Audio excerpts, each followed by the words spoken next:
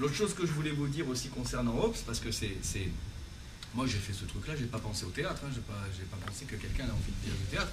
Et là, vous lisez le texte de Kant, je m'en souvenais même pas. C'est vrai qu'il reprend, là, il reprend le paradoxe sur le comédien de Diderot. C'est sûr, il l'a forcément lu. Il était bibliothécaire à un moment de sa vie, donc tout ce qui se publie à son époque, il l'a lu. Et là, c'est exactement le texte de Diderot sur le comédien. Donc c'est marrant. Moi, quand j'ai fait ce texte, je pensais surtout au rire, etc. J'ai pas pensé à ça. Donc c'est marrant comme la pertinence qu'il y a de récupérer d'une façon théâtrale ces textes-là, parce que c'est dedans. Mais concernant Hobbes, toute la philosophie politique de Hobbes, elle repose sur finalement le contrat social. Nous qui sommes français, on croit que c'est Rousseau le contrat social. Mais enfin, plus de 100 ans avant, c'est Hobbes en fait, le premier théoricien du contrat social. Et il l'explique comment? Il l'explique en prenant des concepts de théâtre. C'est le premier théoricien de ce qu'on appelle, nous, la démocratie représentative. Et il dit, et représentative, c'est la représentation. La représentation, c'est une affaire de théâtre. Donc, comment il explique son affaire? Il dit, voilà, en réalité, il y a un peuple, et le peuple est l'acteur, et l'auteur. Le peuple est l'auteur de la pièce. Et cet auteur va se choisir un représentant, donc un acteur pour jouer sa pièce que lui, le peuple, a écrite. Et l'acteur, qui est donc le souverain, le roi ou l'assemblée ou le parlement, peu importe, mais en tout cas, l'autorité politique qui représente le peuple n'est autorisée qu'à jouer la pièce écrite par le peuple et pour le peuple, et n'a pas du tout la possibilité d'ajouter un acte de son cru. En démocratie.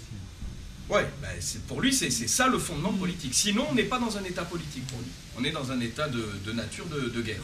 Mais pour qu'un pouvoir politique soit légitime, il doit être fondé sur le peuple en tant qu'auteur. Et là où c'est très intéressant, c'est qu'en anglais, auteur, c'est author. Et ça donne authority. Donc l'autorité politique et l'auteur, c'est le même mot. Ça vient du latin, mais en français, on le perd.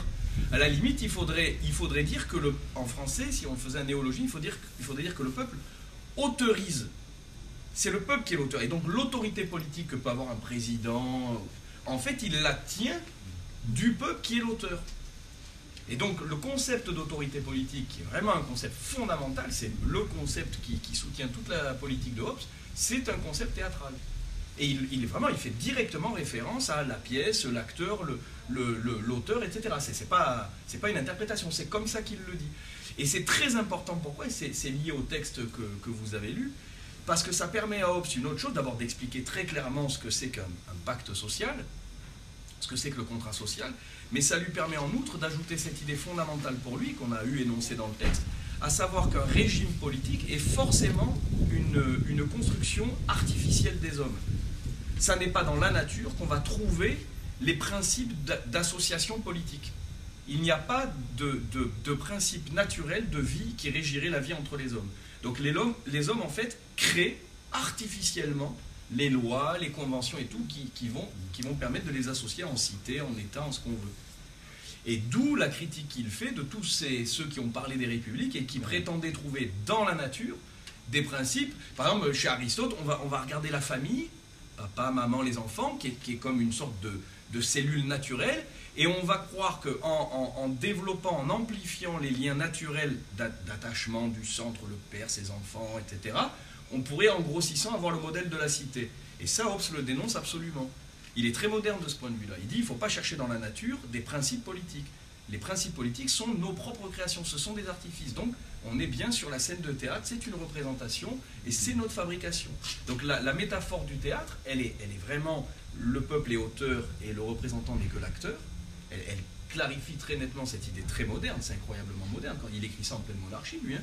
C'est quand même, il est tout simplement en train d'expliquer que les monarchies d'Europe ne sont pas légitimes et n'ont aucune autorité, que c'est que des pouvoirs usurpés, c'est ce qu'il explique tranquillement. C'est quand même fou. Et en même temps, il fait passer l'idée de l'artifice. Il faut que les hommes assument le fait que les lois qui leur permettent de vivre ensemble sont artificielles. Et donc, elles peuvent varier effectivement d'un pays à l'autre,